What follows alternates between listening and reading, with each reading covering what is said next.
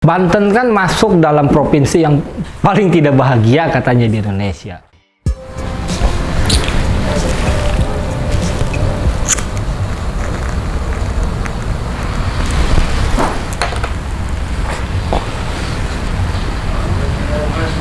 Bila sudah waktuku, ku mau tak seorang kan merayu, tidak juga kau. Tak perlu sedu-sedan itu. Aku ini binatang jalang dari kumpulannya yang terbuang. Biar peluru menembus kulitku, aku akan tetap menerjang radang, luka, dan akan kubawa berlari hingga hilang sedih perih.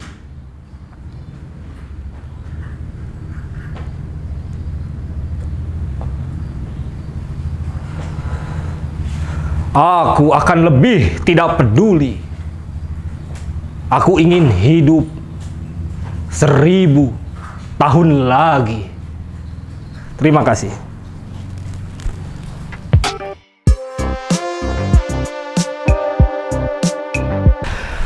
Halo, nama saya Japra. Saya sekarang aktif di Laboratorium Banten Girang atau sekarang dikenal sebagai Kolektif Banten Girang. Di situ saya aktif sebagai fasilitator kelas teater dan peneliti,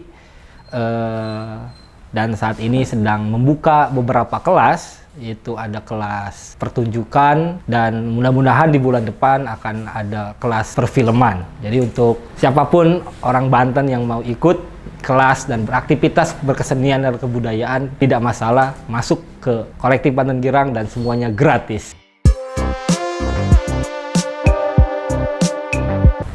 Saya sudah mulai suka pada puisi itu sekitaran sejak kelas 6 SD sebetulnya. Waktu itu ada pelajaran seni budaya gitu dan semua siswa waktu itu disuruh untuk membuat karya puisinya sendiri.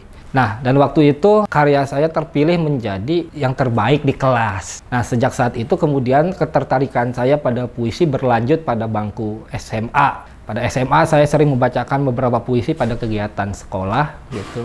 Hingga kegiatan ini pun kesukaan saya pada puisi berlanjut pada bangku perkuliahan gitu. Ditambah saya masuk Laboratorium Banten Girang dan bertemu dengan Ferry Sandi Wij gitu sebagai penyair fenomenal abad 21 gitu. Jadi begitu perjalanan saya soal puisi. Karena pertama, puisi lebih simple dibanding dengan cerpen dan novel. Kesusastraan pada puisi dalam mengungkapkan perasaan, pada mengungkapkan kegelisahan, dalam mengungkapkan realitas sosial, itu lebih ringkas dan padat penguraiannya dibanding dengan novel ataupun dengan cerpen gitu. Karena bagaimanapun puisi adalah salah satu cara untuk kita mengungkapkan perasaan kita gitu melalui kata-kata yang indah dan penuh. Puisi itu bagi saya adalah cara curhat dengan cara lain untuk curhat sebetulnya. Kalau dulu kita pasti akan menulis semua keluh kesah dalam diary gitu, tapi juga sebetulnya bisa kita mencurahkan semua kegelisahan, rasa yang ada dalam hati kita itu dengan menulis puisi gitu. Sebetulnya apapun yang kita rasakan, apapun yang kita lihat itu bisa menjadi puisi sebetulnya gitu. Hanya saja pemaknaan mengenai metafor pada puisi tentu akan berbeda gitu. Pemahaman saya tentang puisi tadi saja Chairil Anwar tentu akan berbeda dengan pemahaman pembaca puisi yang lain tentang satu puisi yang sama. Karena mungkin itu dipengaruhi oleh latar belakang yang berbeda. Sekalipun memang dalam pembacaan puisi itu tidak ada pakem yang menentukan bahwa baca puisi itu harus begini, baca puisi itu harus begitu. Tidak ada pakemnya. Yang pasti bahwa yang terpenting dalam puisi adalah bagaimana kita memaknai metafora dalam puisi itu sendiri. Mungkin, nggak mungkin sih, tapi yang sering saya bacakan dan paling saya kagumi penyair di Indonesia, salah satunya adalah W.S. Rendra, kedua itu Chairil Anwar, ketiga itu Sapardi Djoko Damono. Kenapa saya berujuk pada W.S. Rendra? Karena puisi-puisinya itu banyak sekali mengungkapkan realita sosial, realita kehidupan pada masyarakat melalui puisi gitu. Kalau Chairil Anwar kan puisinya adalah puisi-puisi, karena memang dia adalah penyair angkatan 45 gitu. Makanya puisinya itu puisi-puisi soal kegelisahan, kebanyakan soal kegelisahan, soal keadaan pemuda pada saat itu. Kalau Sapardi itu kan puisi yang saya pikir adalah bentuk puisi cinta, tapi dikemas dengan kegalauan gitu. Puisi cinta yang membahas soal cinta, soal kasih sayang, tapi dikemas yaitu dengan kegelisahan, dengan kegalauan, sehingga kemudian melahirkan karya yang ketika dialihwahanakan menjadi musik, menjadi apapun, itu sangat enak gitu. Ya sebetulnya sangat bisa, puisi itu sangat bisa untuk menjadi hobi, bahkan menjadi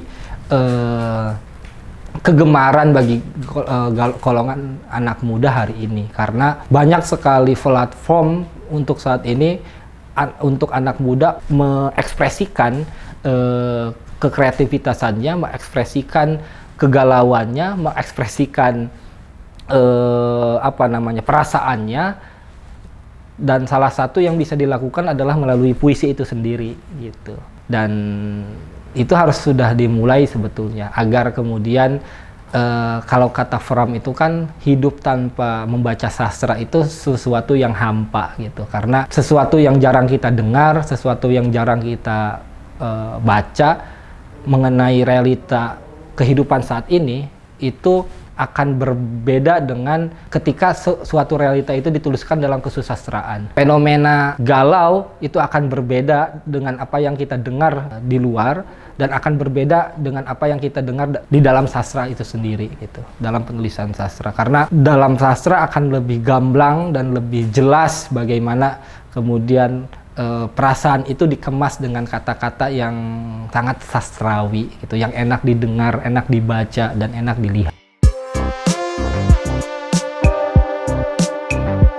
Pasti di setiap zaman itu puisi mengalami berbagai banyak perubahan, termasuk perbedaan. Taruhlah misalkan pada zamannya angkatan 45, Chairil Anwar, kemudian Sitor Situmorang gitu, kemudian beberapa penyair angkatan 45 yang lain, itu banyak dipengaruhi oleh, karena memang dia mengalami fase awal Republik ini berdiri, makanya kemudian kebanyakan dari karya puisi mereka itu berbentuk kecemasan, kegelisahan, dan lain-lain, karena mereka hidup dan dipengaruhi oleh Republik yang baru seumur jagung. Nah, kemudian pada eranya Orde Baru misalkan, puisi itu penyair itu kemudian dipengaruhi oleh kediktatoran seorang presiden gitu, kediktatoran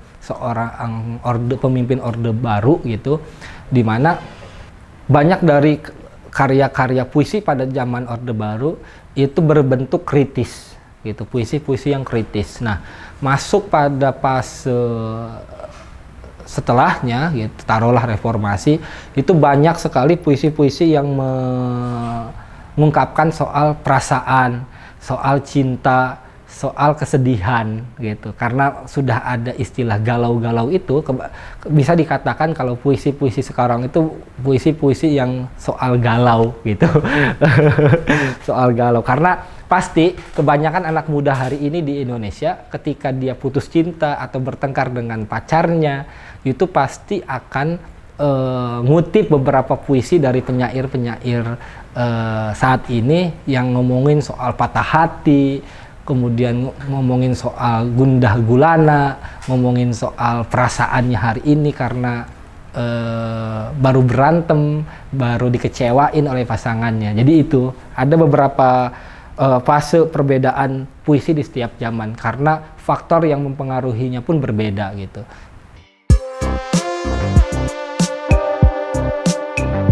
Yang tersulit dan yang terpenting dari membaca puisi adalah ketika kita menghafal dan memaknai setiap kata dalam puisi itu sendiri. Karena kalau sekedar baca puisi, semua orang pasti bisa. Tapi memaknai sekaligus membaca pada satu waktu itu yang agak lumayan sulit gitu. Karena pada setiap puisi tentu akan berbeda satu sama lainnya. Pembacaan puisi cinta dengan puisi perlawanan tentu akan berbeda gaya, tekstur tubuh, blocking, ekspresi mimik muka, intonasi nada, dan lain-lain pasti akan berbeda gitu. Misalkan puisi Balada Terbunuhnya Atmokarpo karya W.S. Rendra akan berbeda gaya dan cara pembacaannya dengan puisi Pesan Pencopet pada Pacarnya gitu. Kalau Pesan Pencopet pada Pacarnya kan ngomongin soal cinta juga, kegelisahan juga, tapi kalau puisi Balada Terbunuhnya Atmokarpo itu kan ngomongin soal pertarungan, pembunuhan, kematian gitu dan lain-lain. Itu sih yang tersulit dan terpenting dalam membaca puisi. Titik terendah ketika baca puisi mungkin ketika saya membaca puisi di salah satu acara di Serang gitu. Ada salah satu penyair ternama juga di Banten gitu, khususnya di Serang. Itu mengkritik saya, tapi tidak langsung ke saya gitu. Jadi mengkritik saya sebagai seorang pembaca puisi, tapi tidak langsung ke orangnya. Jadi pada saat itu dia ngomong bahwa baca puisi mah bukan karya gitu. Karena memang pada saat itu saya membawakan puisi karya penyair lain gitu. Kalau tidak salah puisi Rendra gitu soal bersatulah pelacur-pelacur kota Jakarta. Ya kan sebetulnya bisa saja ketika mau mengkritik saya bahwa baca puisi itu bukan karya, ya saya akan terima itu ketika dikatakannya di depan, bukan kepada orang lain. Ya mungkin hanya itu sih ketersinggungan saya ketika baca puisi sebetulnya. Lain-lainnya sebetulnya tidak ada gitu, karena bagi saya puisi diterima oleh semua kalangan, baik umur dan juga ya setiap kalangan dan setiap umur tuh puisi bisa diterima gitu hari ini. Dan mungkin dulu juga diterima gitu. Puisi masuk gitu pada setiap zaman, pada setiap umur gitu. Terus itu benar nggak sih emang baca puisi itu bukan karya gitu? Ya, kalau dikatakan bahwa membaca puisi itu apakah karya atau bukan? Menurut saya itu tetap karya. Misalkan begini, ketika kita membawakan teater naskah orang lain, pasti tetap karya naskahnya itu akan dicantumkan dalam poster, dalam flyer gitu. Tapi cara kita memaknai naskah tersebut, baik dalam blocking, baik dalam naskah, baik dalam readingnya, itu adalah karyanya gitu. Bagaimana kemudian kita mengaliwahanakan dari naskah pertunjukan menjadi pertunjukan itu sendiri gitu. Karena gini, banyak dari penulis puisi, taruhlah penyair, itu jelek baca puisinya, tapi bagus buat puisinya gitu. Ada yang misalkan dia baca puisinya bagus tapi jelek bikin puisinya gitu. Nah, kekurangan-kekurangan itulah kemudian yang dilengkapi oleh berbagai orang, sehingga bagi saya melengkapi kekurangan itu adalah karya itu sendiri gitu. Karya, jadi bagaimana kemudian usaha kita memaknai puisi dengan memaknai metafornya sehingga membaca puisinya itu menjadi bagus, menjadi indah gitu, menjadi terstruktur gitu. Itu juga karya gitu. Banten kan masuk dalam provinsi yang paling tidak bahagia katanya di Indonesia. Dan justru sebetulnya itu terbantahkan oleh banyaknya orang Banten yang baca puisi dan suka baca puisi sebetulnya. Karena kok wong kita baca puisi itu senang-senang, bahagia, bikin acara dan lain-lain. Saya tidak tahu apa indikator sampai Banten dinobatkan sebagai provinsi yang bahagia. Yang pasti sebetulnya dengan banyaknya acara baca puisi di Serang, di Banten, dimanapun, justru itu sudah membantah data tersebut gitu. Dan kedepannya semoga setiap orang itu buat puisi gitu. Saat ini saya sedang merancang gitu, sedang menyusun kumpulan puisi dari anak-anak SMK SMA di Baros. Kemarin mereka itu kunjungan ke Banten Girang, mau ngomongin soal sejarah. Nah, saya ngasih saran hasil dari kunjungan mereka itu dibuat puisi gitu. Puisi soal sungai, puisi soal Banten Girang, puisi soal kejayaan Banten tempo dulu, dan itu mudah-mudahan di akhir bulan ini sudah dirilis gitu, antologi puisi anak SMK, SMA atau fikih namanya. Jadi bahwa anak SMK pun, anak otomotif sekalipun itu bisa baca puisi, dan saya sudah membuktikan itu.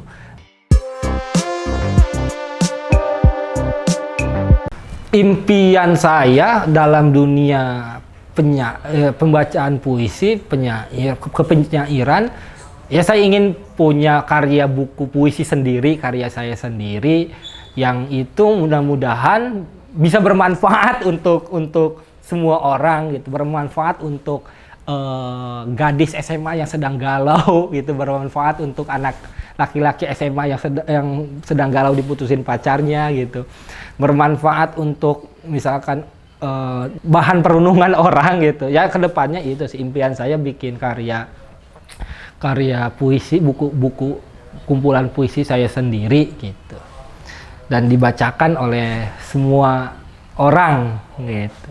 Bikin acara sendiri dengan bikin acara baca puisi, kemudian pakai karya kumpulan puisi sendiri, lah itu suatu kebanggaan untuk saya. Kegelisahan saya soal terutamanya anak muda gitu hari ini, yang kalau di Jogja kemarin itu ada tren kelitih gitu. Di Banten pun ada sebetulnya kalau kita mau baca berita gitu. Itu banyak sekali Banten fenomena-fenomena semacam itu. Tentu saja dari kegelisahan itu, kegelisahan soal anak muda hari ini, mereka bisa dirangsang gitu daya motorik kreativitasnya itu dengan kegiatan, salah satunya adalah dengan baca puisi, dengan membuat karya yang lain, dengan membuat cerpen, novel, termasuk puisi, agar tren-tren anak muda hari ini yang banyak terjerumus dalam ke dunia kriminal gitu, narkoba dan lain-lain, sebetulnya bisa diatasi gitu dengan banyaknya kegiatan, termasuk kemudian baca puisi atau buat puisi. Karena Banten itu sendiri atau umumnya Indonesia akan mendapatkan bonus demografi di tahun 2030, di mana angka produktif itu jauh lebih banyak dibanding angka non produktif. Nah, sehingga hari ini kita harus mempersiapkan anak muda untuk benar-benar siap menghadapi dan mengisi ruang-ruang kosong di Banten di tahun 2030 mendatang. Karena hari ini banyak sekali ruang-ruang kosong di Banten yang belum dieksplor, belum dibaca, belum dipahami, dan belum dimaknai sebagai sesuatu yang justru bisa kita olah menjadi sesuatu yang berharga dan bermanfaat gitu. Taruhlah misalkan soal sungai, soal apa lagi? Soal lingkungan, gitu, soal politik, bahkan ekonomi gitu. Nah, ruang-ruang kosong itu yang belum banyak dieksplor oleh anak muda hari ini, sehingga apakah 2030 itu bonus demografi akan menjadi sebuah hadiah yang bagus untuk Banten, atau justru malah menjadi bumerang gitu, di mana angka produktif yang jauh lebih banyak justru tidak memberikan perubahan yang signifikan, tidak memberikan perubahan apapun. Nah, yang tentu itu sangat penting dipersiapkan dari sekarang. Gitu. Sering gak sih dikatain sosokan puisi-puisian gitu, gitu. Terus kenapa sih orang-orang bisa memandangi orang-orang ketika berpuisi itu bisa berpandangan seperti itu gitu? Apakah hal yang melatar belakangi mereka gitu? Orang yang menyibir pembaca puisi atau karya puisi, atau orang yang tidak suka puisi, sebetulnya orang-orang yang serius saja dalam hidupnya, sebetulnya orang yang terlalu serius dalam hidupnya. Kalau tidak suka pada puisi sebetulnya tidak masalah. Yang penting kan jangan menyibir dan jangan menjelek-jelekan orang lain, karya orang lain gitu. Yang pasti bahwa ya kita bisa tandai dan bisa artikan bahwa orang-orang semacam itu adalah orang-orang yang hidupnya terlalu serius dan tidak bisa bersenang-senang gitu. Dan itu sangat kasihan dan prihatin bahwa hidup itu dibawa terlalu serius itu ternyata sangat menjenuhkan. Karena hidup di dunia tentu saja terlalu singkat gitu, terlalu singkat dan padat, dan terlalu dibawa serius itu kan hanya membuang-buang umur dan buang-buang waktu gitu. Tentu harus selalu dibawa bahagia gitu, bahagia selalu. Nih, terakhir paling quotes khusus Mas Chandra untuk kehidupan gitu, yang selalu dipegang untuk hidupnya.